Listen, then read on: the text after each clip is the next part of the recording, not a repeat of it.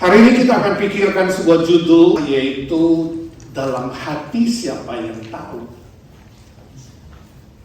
Mari kita berdoa. Bapa di sorga, siapkan hati kami, pikiran kami, untuk disirami dengan firman-Mu. Dan firman-Mu boleh hidup, berbuah, berlipat-lipat ganda. Pakai hamba-Mu yang lemah, hina, sebatas ini Tuhan. Jadikan dia saluran berkat buat kami. Berkati putri menerjemahkan dengan jelas dan benar. Ini doa kami. Dalam nama Tuhan Yesus kami berdoa dan meminta berkat Tuhan. Amin. Setelah dosa masuk ke dalam dunia ini, semua aspek hidup manusia telah tercemar. Bukan saja alam semesta, lingkungan, dan dunia sekitarnya. Itu sebabnya hati manusia yang tercemar itu begitu misterius, sehingga tidak ada seorang pun yang tahu apa isi hati saudara. Amin. Suami apakah tahu isi hati istrinya? Belum tentu. Istri apakah kau tahu isi hati suamimu? Belum tentu. Ya. Dalamnya laut, bisa diukur, bisa diduga, bisa dihitung. Tapi dalam hati manusia, siapa yang tahu? Itu tema yang akan kita pikirkan. Dalamnya hati manusia, siapa yang tahu? Tapi menurut sebagian manusia, percaya bahwa kita bisa mengenal manusia dari minimal karakternya, dari kamar mandinya atau WC-nya, dan taman pribadinya. Kalau kau belum menikah dan calon suamimu atau calon istrimu ingin mengunjungi rumahmu mendadak, kamu siap gak? Siap atau kamu mengatakan, oh tunggu dulu. Kalau ada tamu mendadak ke rumahmu, katakanlah saya mengunjungi rumahmu, mendadak sidak, dan saya bilang, saya mau lihat kamar mandimu atau WC-mu, siapa? Atau taman pribadimu, siapa? Atau saudara mengatakan, Papa tunggu dulu Pak, kasih saya 15 menit. Nah, saudara mulai merapikan. Jadi bagi yang mau cari calon kekasih, calon istri, suami, calon mantu, ya mungkin sesekali perlu sidak ya. Kita lihat orangnya rapi, bagus, cakep, tapi belum tentu karakternya itu. Lihat dulu kamar mandinya, ya, atau lihat dulu kamar tidurnya, lihat dulu pas dia bangun pagi, lihat dulu tamannya. Ya. Amsal Sulaiman tadi di dalam ayat pembimbing 27-19 berkata bahwa hati manusia itu mencerminkan manusia itu sendiri. Firman Tuhan memberikan kita sebuah pegangan untuk mengenal karakter seseorang, untuk mengenal kehidupan seseorang. Lihat hatinya. Tapi pertanyaannya kita tidak tahu isi hatinya. Bagaimana kita bisa tahu isi hati seseorang? Mau tidak mau saudara, harus kembali kepada firman Tuhan. Sebab hati adalah cermin manusia itu sendiri. Minimal saya ingin menghubungkan hati manusia dengan taman pribadinya. Dalam Alkitab menyebutkan beberapa jenis taman, dan saya hubungkan dengan taman hati manusia. Minimal kalau saudara tidak tahu hati orang lain, pagi ini saya ingin saudara mengenal hati sendiri. Mari kita lihat beberapa bagian firman Tuhan. Taman apa saja yang disebutkan oleh firman Tuhan? Yang pertama, Taman Eden. Kejadian 2 ayat 8. Kejadian 2 ayat 8, mari kita membaca bersama-sama. 1, 2, 3. Selanjutnya Tuhan Allah membuat taman di Eden. Di sebelah timur, disitulah ditempatkannya manusia yang dibentuknya itu. Nah, saudara, konteksnya adalah penciptaan pertama. Taman Eden diciptakan untuk Adam dan Hawa. Taman yang indah, taman yang mulia, taman yang sempurna karena tanpa dosa. Tapi kemudian Adam dan Hawa tidak taat terhadap perintah Tuhan. Sehingga akhirnya Taman Eden itu sudah tidak ada. Mereka diusir. Dan Taman Eden menjadi taman hayalan. Jadi hari ini hati yang sempurna adalah hati hayalan saja. Ya. Manusia yang sempurna menjadi hayalan saja. Sudah tidak ada sebab sudah tercemar oleh dosa. Sudah lenyap. Pertanyaannya, apakah hati saudara seperti Taman Eden? Taman Eden adalah simbol dari hati yang menyimpan dosa. Saya pernah menginjili satu orang di rumah sakit di Indonesia, kaya, pintar, dan terkenal sombong. Diajak keluarga, dia merasa saya bisa selanya walaupun sedang sakit. Saya bisa selamatkan diri saya. Saya tidak butuh juru selamat. Untuk apa? Lalu saya belum kenal dia, saya bilang, izinkan saya tanya cuma satu pertanyaan. Apakah di dalam hatimu masih ada dosa? Jujur.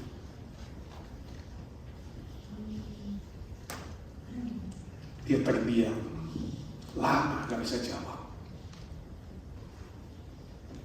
Sehebat apapun manusia, sepintar apapun manusia, sekaya apapun manusia, sebaik apapun manusia, kalau mau jujur, di hatinya pasti ada setitik dosa. Singkat cerita, saya bilang, untuk itulah kau butuh Yesus.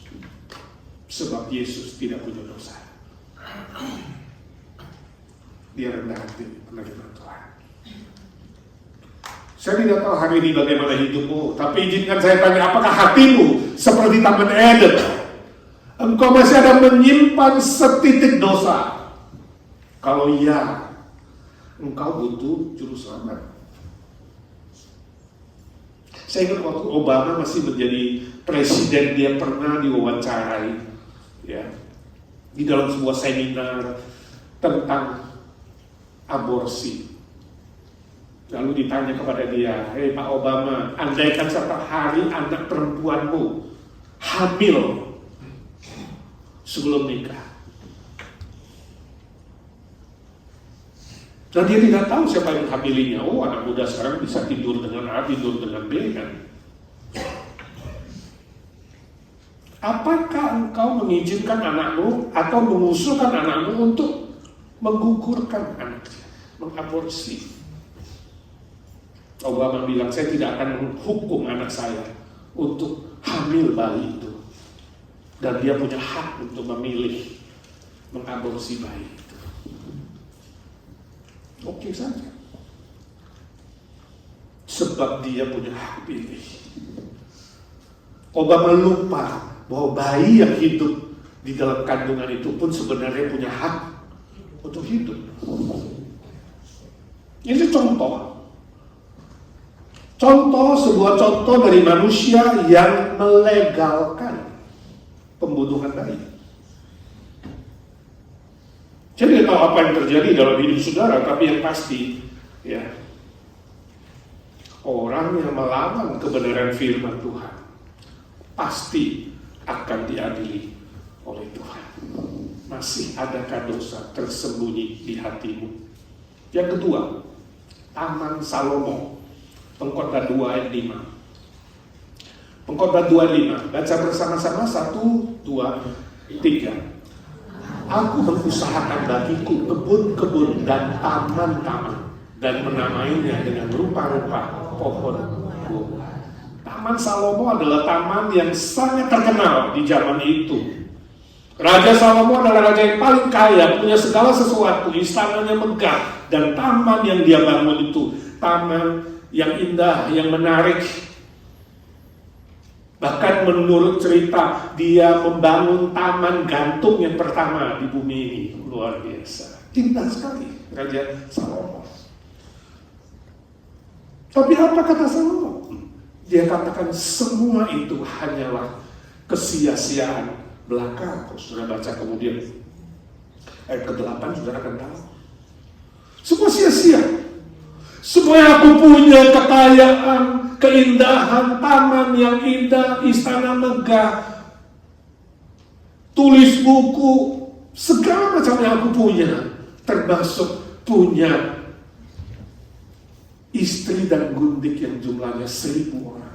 Dia katakan semuanya sia-sia, semuanya hampa, semua kosong. Jadi taman Salomo disebut juga dengan taman kekosongan, taman kesia-siaan, taman kehampaan. Apa yang bisa saudara kumpulkan di bumi ini yang bersifat duniawi itu sementara, dan ujungnya adalah kehampaan. Kenapa Raja Salomo bisa berkata demikian? Bukankah dia punya segala-galanya dari ukuran manusia? Sebab saat itu hidupnya telah meninggalkan Tuhan. Tidak ada Tuhan dalam hidupnya. Itu sebabnya kalau saudara baca pasal 1 sampai pasal 11, saudara akan menemukan Salomo itu pesimistik, kecewa, putus harapan, hidup itu nol, seperti menjaring angin. Sampai pasal 12 ayat pertama dia katakan, ingatlah penciptamu pada masa mudamu. Jangan tunggu sampai kesusahan dan penderitaan itu datang, tapi ingatlah penciptamu. Dan itu dijawab oleh Yohanes pasal 1 ayat 1 sampai 3. Pada mulanya adalah firman, firman itu bersama dengan Allah, dan firman itu adalah Allah. Firman itu menjadikan segala sesuatu, semua yang telah jadi di muka bumi ini diciptakan oleh firman. Ayat 14 dari Yohanes 1, firman itu telah menjadi manusia. Itu Natal. Jadi waktu Salomo mengatakan ingatlah penciptamu, siapa dia? Kristus yang akan lahir pada Natal. Firman menjadi manusia, sang pencipta menjadi manusia. Kita bersyukur Salomo diberi inspirasi untuk menuliskan firman Tuhan. Jangan tinggal di dalam taman kesia-siaan. Izinkan saya tanya, apakah hatimu adalah taman kesia-siaan? Tanya diri sendiri, apakah aku sedang mengumpulkan sesuatu yang duniawi, materi, dan bersifat jasmani yang sementara? Maka hatimu adalah taman kesia-siaan.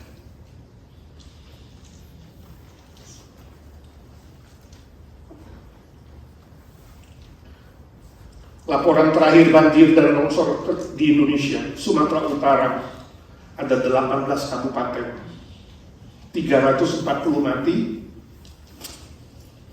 128 hilang, yang terdampak 1,8 juta manusia, pengungsi lebih 50.000.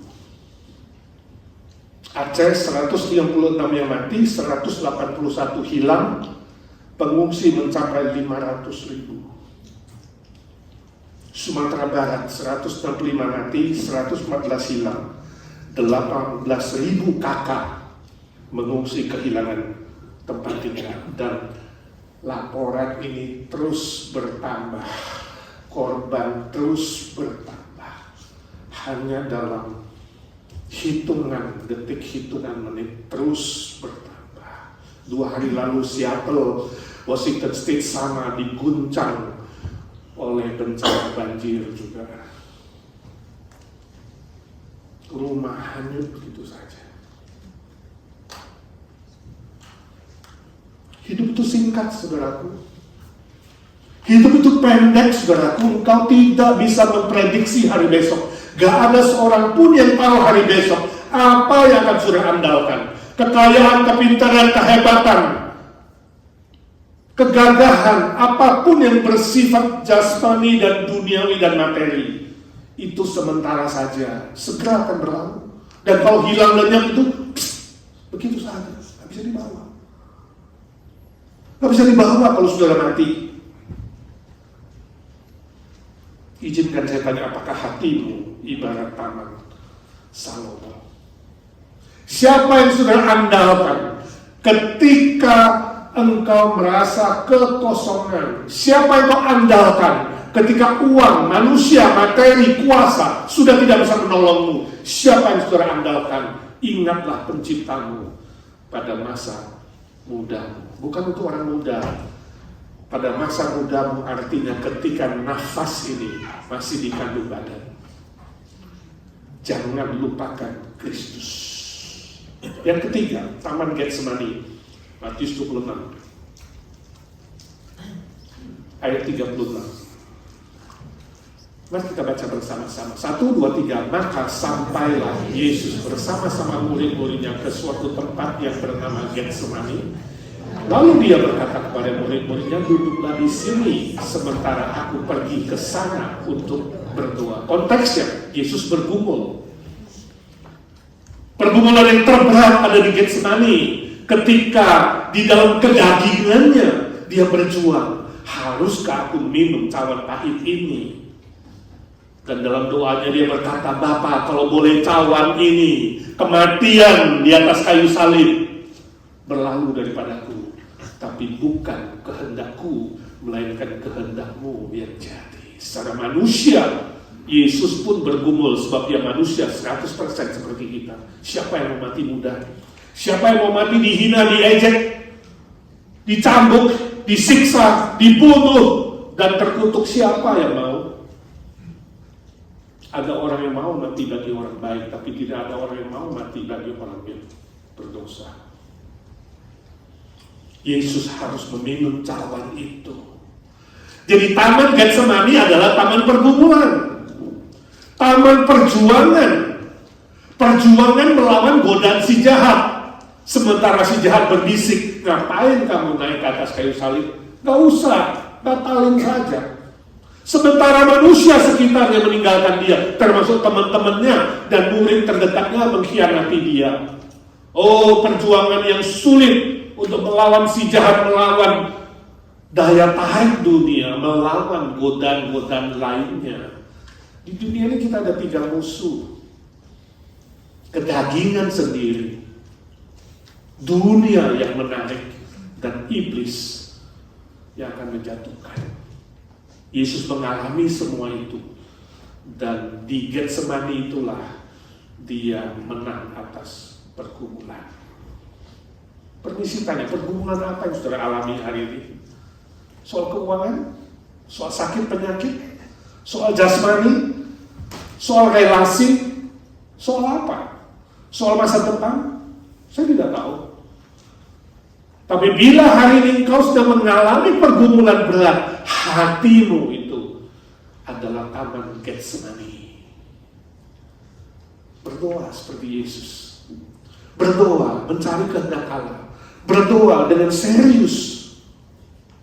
Bukan asal ngomong, bukan asal ngoceh, bukan asal hafal.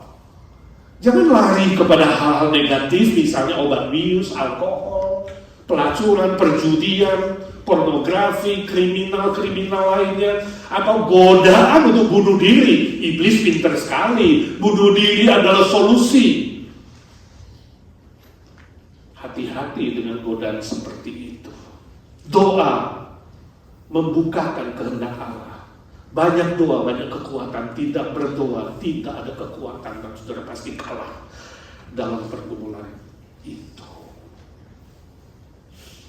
Di Indonesia saya ngobrol dengan sepasang suami istri, cukup lama menikah dan hampir bercerai, sudah tidak tahan, ribut terus, dan akhirnya ngobrol.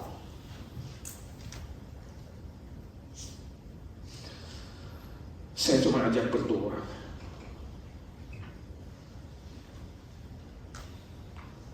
Dua-duanya baik sama saya, dua-dua saya kenal, jadi susah. Pertemuan cuma 1 kali kecepit. Saya bilang, saya juga gak tahu, kita doa saja. Bukan saja doa untuk diri sendiri, tapi juga doa untuk orang lain. Doa dengan serius, doa seolah-olah kamu itu sedang menghadapi maut. Saudara tahu doa yang paling serius kapan? Waktu kamu naik pesawat, terjadi bencana yang besar, pesawat langsung gini-gini, kamu udah pakai alat, semua tas sudah jatuh, semua orang sudah teriak. Itu doa paling serius. Doa waktu kamu menghadapi maut.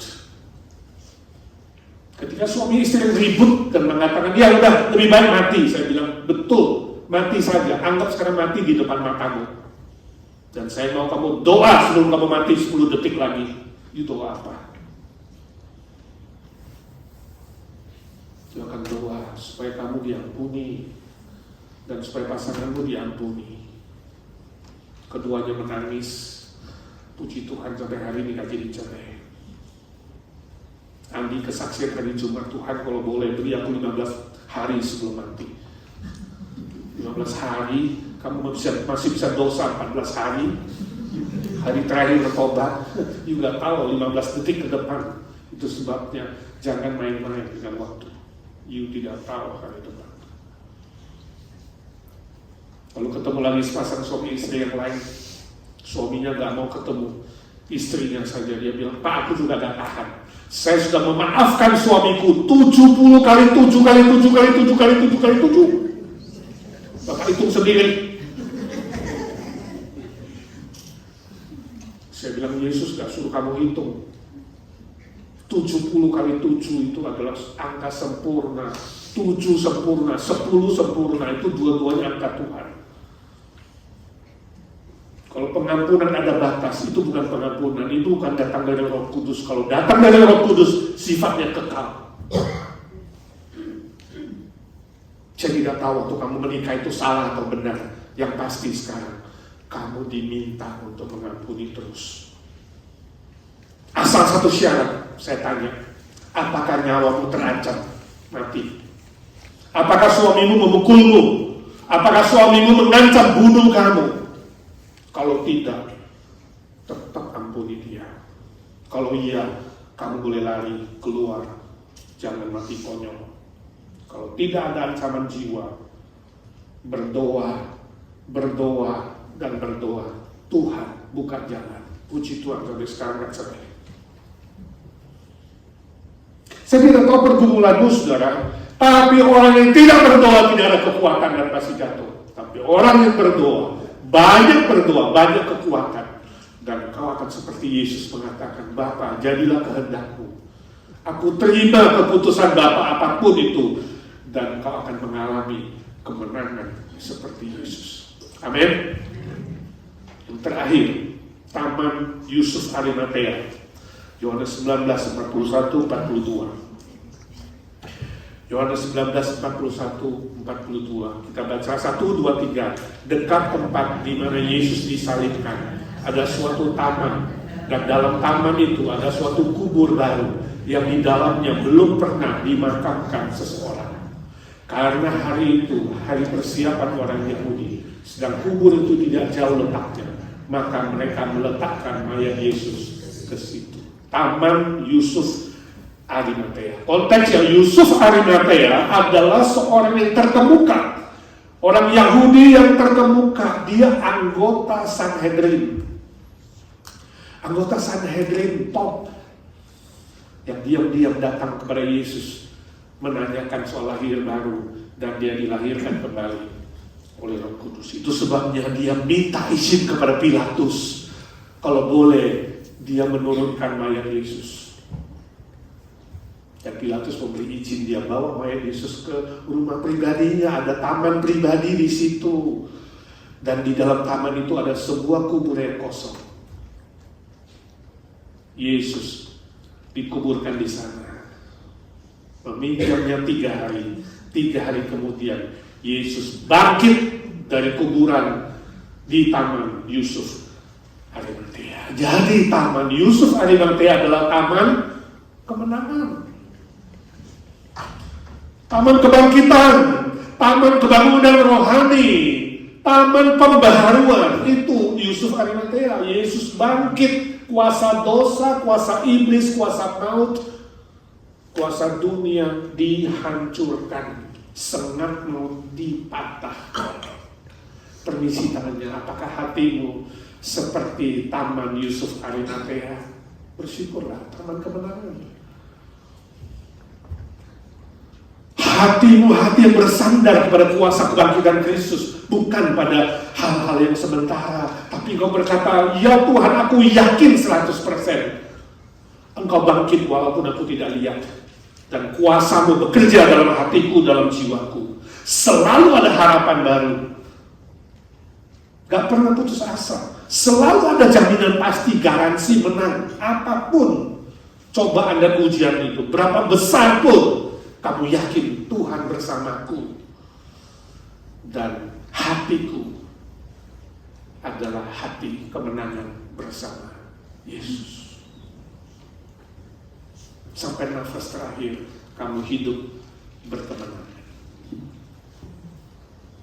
Konfusius atau Konghucu punya seorang murid yang sangat disayang, namanya Yen Hui.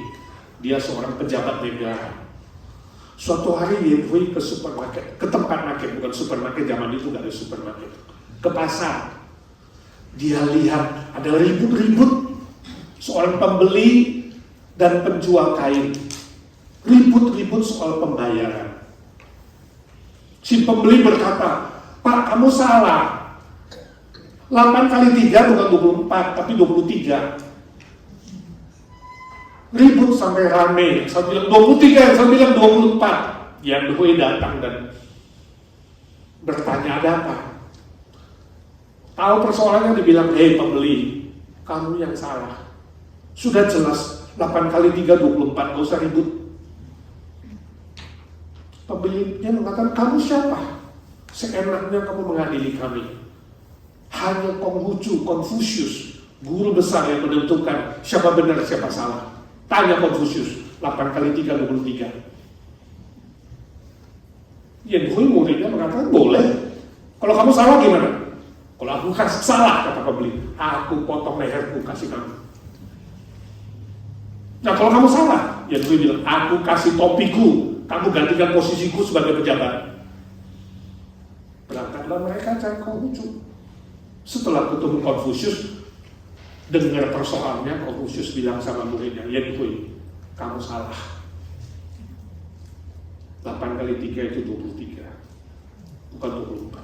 Comot topimu, kasih dia. Dia gantikan jabatan. Wah, Yen Hui kesel sekali. Dia murid yang taat, gak pernah melawan gurunya. Dia comot topinya, dia serahkan kepada pembeli itu. Pembeli itu ketawa mengenyek dia. Dasar orang itu kamu. Jadi kesel bukan main. Dalam hatinya, aku tidak lagi mau jadi muridmu, dalam hatinya kepada Konghucu. Dan dia mengatakan, permisi Pak, aku mau cuti saja, pulang ke kampungku, ke kotaku. Konghucu pesan, ingat, kamu boleh pulang, tapi kalau hujan jangan berteduh di bawah pohon, dan kamu jangan sampai membunuh seseorang. Iya Pak. Yen Hui berangkat. Sebelum sampai rumahnya terjadi hujan lebat, ada petir halilintar. Yen Hui ingin berteduh di bawah pohon, tapi dia ingat kata Konghucu, jangan berteduh di bawah pohon. Dia langsung jalan gak lama, pohon itu disambar petir, tumbang. Yen Hui kaget, kenapa sang guru tahu apa yang akan terjadi? Hebat kali dia. Sampai di rumahnya sudah gelap. Ketika dia mau masuk kamarnya, dia kaget. Di atas ranjang istrinya ada 2 orang. Siapa ini? Dia cabut pedangnya, siap-siap ingin membunuh manusia di samping istrinya. Tapi dia ingat Konghucu bilang, jangan sampai kamu bunuh manusia. Dia nyalakan lilin dan dia lihat, ternyata istrinya tidur dengan adik istrinya. Oh, untung aku gak bunuh. Besok dia sudah balik ke kota, dia katakan, Pak Guru, kamu hebat sekali. Bagaimana kamu tahu bahwa akan terjadi halilintar dan menjatuhkan pohon itu? Bagaimana kamu tahu bahwa aku akan membunuh orang? Aku hampir bunuh adik istriku. Konghucu mengatakan, aku bukan siapa-siapa. Kemarin waktu kamu marah-marah, saya lihat matahari begitu terik, dan aku yakin sebentar lagi hujan lebat. Adalah normal. Kalau hujan lebat itu ada petir, gak baik berteduh di bawah pohon. Makanya saya katakan kepadamu, jangan berteduh di bawah pohon. Dan waktu kamu pergi, kamu bukan mau mengunjungi keluargamu. Kamu kesel kan karena jawabanku? Dan kalau orang kesel, dan kalau saya lihat kamu bawa pedang, itu bahaya. Kalau kesel, marah, bawa pedang, bisa-bisa kamu bunuh orang. Jadi saya nasihati, jangan sampai kamu bunuh orang. Yang Hui mengatakan, oh guru, kau sungguh bijaksana. Saya sengaja menjawab 23 tahun. Karena kalau saya bilang 24, orang itu kehilangan kepalanya, tahu. Satu nyawa lebih penting daripada jabatanmu. Mana lebih penting? Dan gue tuntut kepada gurunya, mengatakan, Pak Guru, kau sungguh bijaksana. Sekarang aku mengerti kenapa kamu bilang 23. Sejak itu Yen Hui tidak pernah meninggalkan gurunya. Dia ikut Konghucu setia sampai akhir. Permisi tanya, saudara setuju dengan Konghucu? Setuju gak dengan Konfusius? 8 kali 3, 23. Walaupun selamatkan satu nyawa, kebenaran adalah kebenaran. Kalau ya bilang ya, tidak bilang tidak, lebih dari itu adalah dari si jahat. Kata Yesus. Nampaknya bijaksana, tapi jawaban itu adalah kompromi. Orang Kristen tidak dipanggil untuk kompromi. Ya bilang ya, tidak bilang tidak. Dalam konflik apapun, baik suami istri, orang tua, anak, cucu, dan kakek, siapa yang menang? Saya tanya. Siapa yang harus menang? Bukan kakek, bukan suami, bukan orang tua, tapi kebenaran harus selalu menang. Walaupun kamu senior, kebenaran harus selalu menang. 1, 2, 3. Kebenaran harus selalu menang. Jadi tahu, kamu menghadapi ujian, cobaan, tantangan apa hari ini, tapi jika kamu memiliki Kristus dan kebenarannya, kamu akan selalu hidup berkemenangan untuk kemuliaan Bapa di surga. Amin. Maukah hari ini kau berkata, ya Tuhan, ubah hatiku. Ubah hatiku. Tidak lagi hati seperti Eden, tidak lagi hati seperti Taman Salomo, atau Taman Eden, atau Taman Getsemani yang melarikan diri. Tapi aku ingin punya hati seperti Taman Yusuf Arimatea, selalu berkemenangan untuk kemuliaan Tuhan. Amin. Mari kita berdiri. Ubah hatiku. Katakan, Tuhan, ubah hatiku. Katakan, saudara, katakan, Tuhan, ubah hatiku menjadi taman kemenangan.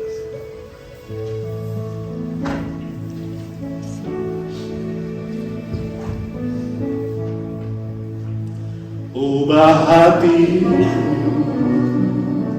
ya Tuhan, seperti salju. Ubah hatiku seperti dirimu.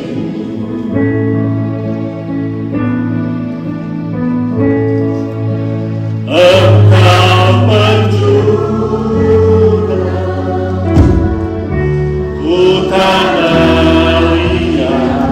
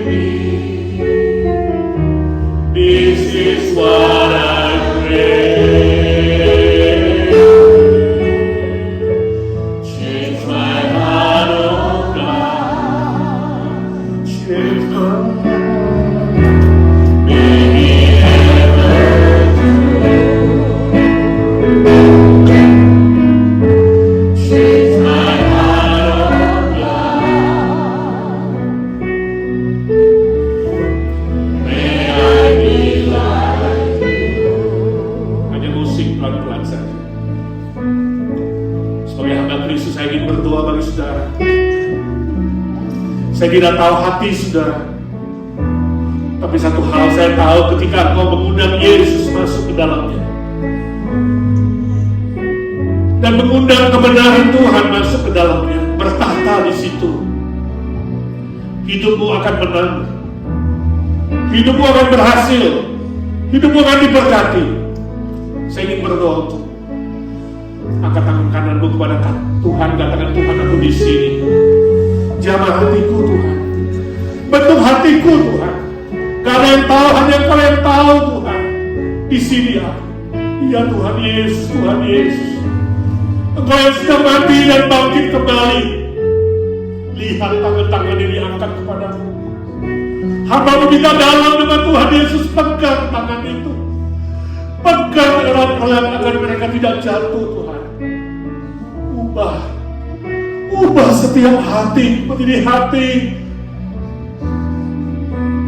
di mana Yesus bertahta, Yesus lahir di situ, dan kebenaran Tuhan yang memimpin, mengontrol, sehingga hidup anak-anakmu penuh kemenangan, penuh keberhasilan, penuh kemuliaan. Menyelesaikan tahun ini dengan baik, dengan sukses, dengan menang, dan memasuki tahun baru dengan berkat baru, anugerah baru. Pegang tangan itu Tuhan, pegang. Lihat kerendahan hati dari anak-anakmu yang datang kepadamu. Hamba minta dalam nama Tuhan Yesus, yang sakit Tuhan sembuhkan, yang lemah Tuhan kuatkan, yang jalan buntu Tuhan buka jalan yang baru. Terima kasih Tuhan, terima kasih. Terima kasih Tuhan. Thank you Lord, you change our heart. Every one of us Lord. Thank you, Lord Jesus. You bless every hand that rests upon you. You hold it strongly. Change every heart, become new in you, Lord. Because only in you, the old creation has gone, the new has come. Barang siapa di dalam Kristus, dia ciptaan yang baru. Yang lama sudah berlalu dan baru sudah datang.